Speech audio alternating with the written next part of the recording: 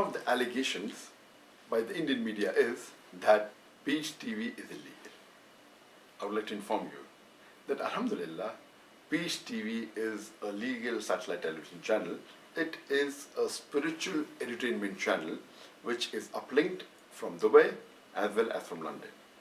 It has two separate legal uplinking licenses from Dubai, that's from the Dubai Media City, as well as from UK, that's in London. And both the places where it's uplinked from, it has a separate license, and both the bodies are independent, and both the bodies have two separate board of directors.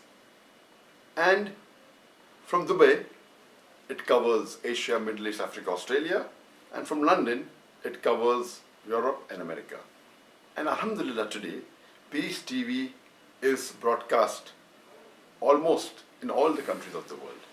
And Alhamdulillah, it has a viewership, the complete network, of about 200 million viewers. Many of you may not be aware that certain countries require downlinking permission. Though most countries in the world do not require downlinking permission. But there are certain countries like UK, Pakistan, India, which require a downlinking permission. And one of the most difficult countries to get the downlinking permission, which has the strictest law, it is UK. And Alhamdulillah, Peace TV applied to the UK Information and Broadcast Ministry, and Peace TV has got the downlinking permission as well as the uplinking permission. When Peace TV applied for a downlinking permission to the Indian INB, Indian Information and Broadcasting Ministry, the permission for downlinking the channel was refused. It was again applied and again it refused, and they did not give any reason for that.